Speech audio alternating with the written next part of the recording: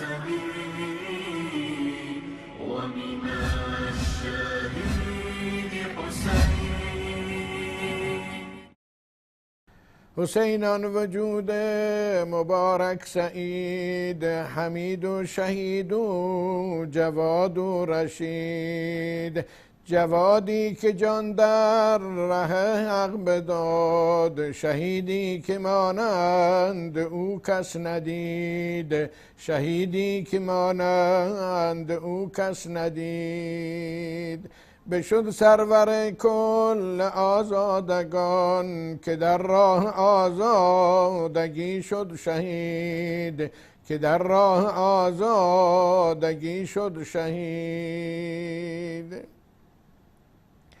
شهادت طریق سعادت بود، نگریم حسین بر شهادت رسید. بگریم حسین بر شهادت رسید.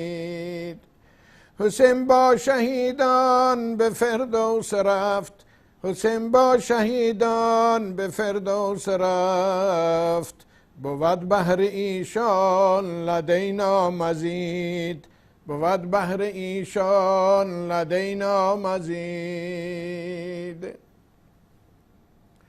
درود و سلام و تحیات حق، درود و سلام و تحیات حق، بر آن سرور ارجمند و سدید.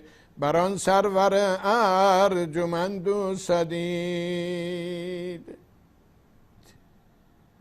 حسین شد شهید و جنان را خرید، به عقبا و دنیا حسین شد عزیز.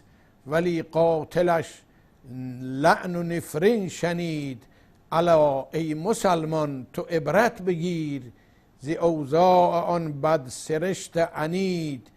تو مظلوم باشی از اون بهتر است، که ظالم شوی نزد رحمان عتید.